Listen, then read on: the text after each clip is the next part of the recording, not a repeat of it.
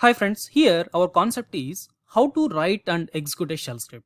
Let me explain this concept with the help of a simple shell script. That is, simple shell script to get HTTPD version and port number. Friends, here I am providing some steps to write your shell script, and these steps are applicable for beginner. So if you are already having some exposure with your shell script, then directly go and write your shell script. But if you are the beginner, please do follow the below steps. The very first one is get all manual commands for your requirement. So here our requirement is we need to find HTTPD version and port number using our shell script. Then you have to get the commands for them. Let me get the commands. See, if you run simply httpd-v, you are getting your HTTPD version information in the output. But I need to get exactly 2.4.41, then modify the command. Don't worry how I am modifying this command. We will discuss that in detail in our following sessions. As of now, just concentrate on how to write and run a shell script. Then in the first line, I want to get second field. But here we are getting some parentheses. Let me remove them. Once again, just apply your awk command or awk command and print first field so that you are going to get your required version. Then we need to find HTTPD port number as well. So there is a default configuration file for HTTPD. Then from that we are trying to get the port number. So here we are getting output as listen 80, but I want to get exactly port number only. I don't want to get listen. Then apply here also awk command, just print the second field.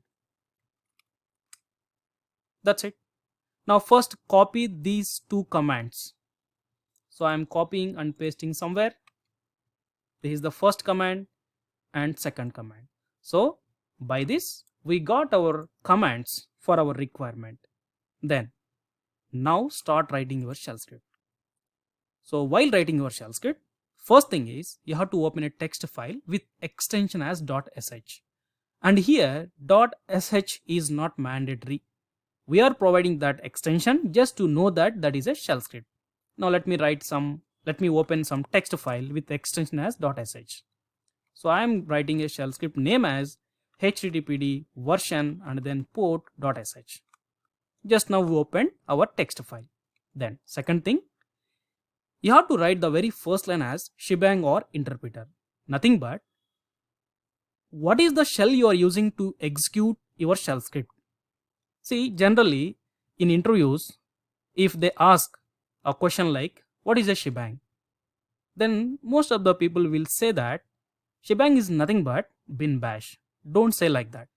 Shebang is nothing but by using which shell you want to run your shell script. See, we have different types of shells in our Unix like systems, right? See, let me show you them once again. Suppose on my operating system I have these many shells. Then what is the shell you want to use? Suppose I want to use bash to execute my shell script. Then you have to provide the path for that required shell as a very first line in your shell script. Suppose I want to use bash, but I don't know what is the complete path of my bash. Then simply run which bash. It will give the location or complete path of your bash shell. Then simply copy that. Then open your shell script and start with hash exclamatory. Then paste your complete path for your shell. That's it. So that is the shebang line. So don't say that shebang line nothing but bin bash. In your bash shell scripting, shebang line is nothing but bin bash line. But generally in your shell scripting, shebang is nothing but a shell which is used to run your shell script. That's it. Fine. Then after that, just paste all your manual commands in sequence. Now we have our commands. Just copy these two commands and go to your file, your text file. Then just place here your commands in sequence. That's it. Then save it. Done. Now we have written our shell script. This is the shell script. Then how to run your shell script? That is step 3. So running or executing shell script. So before going to run or execute your shell script, you have to provide execution permission for your shell script. see if I check permissions for my file, see it is not having any execution permission for the user. Then I can run simply by using, I can provide execution permissions by using change mode with letters or with numbers. Suppose I want to provide 755, then now see that, or I can remove execution permission with some letter also. Or if I want to provide, then I can use change mode plus X. Now see the result. You have your execution permission for your file. So once if you have execution permission, then simply run your shell script by a syntax like dot slash your shell script name. Dot means in the current location we have our shell script. That's it. Anyway, this is very simple shell script. So that is one way to run your shell script. Suppose if you are in the different location, just assume that as of now your shell script is there in this location, but assume that you are in the different location. So here we don't have our shell script. So that shell script name is,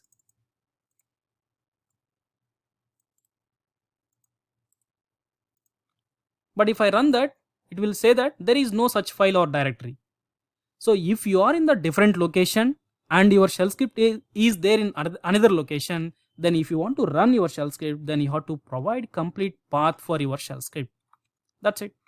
Now see the result, right? So friends, these are the steps to write and execute your shell script. There is one more way just to execute your shell script whenever if your shell script is not having any execution permissions. That is simply, see that.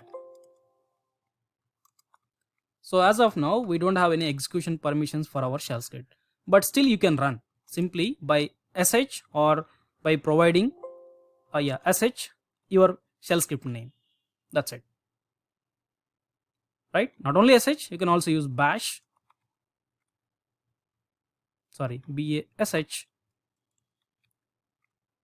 because I'm executing with this shell or I'm executing with this shell. That's it, right? But please follow these steps. Just by writing your shell script, provide execution permission, then run in this way if you are in the current location where your shell script is there, or if you are in the different location, then just provide complete path to execute your shell script.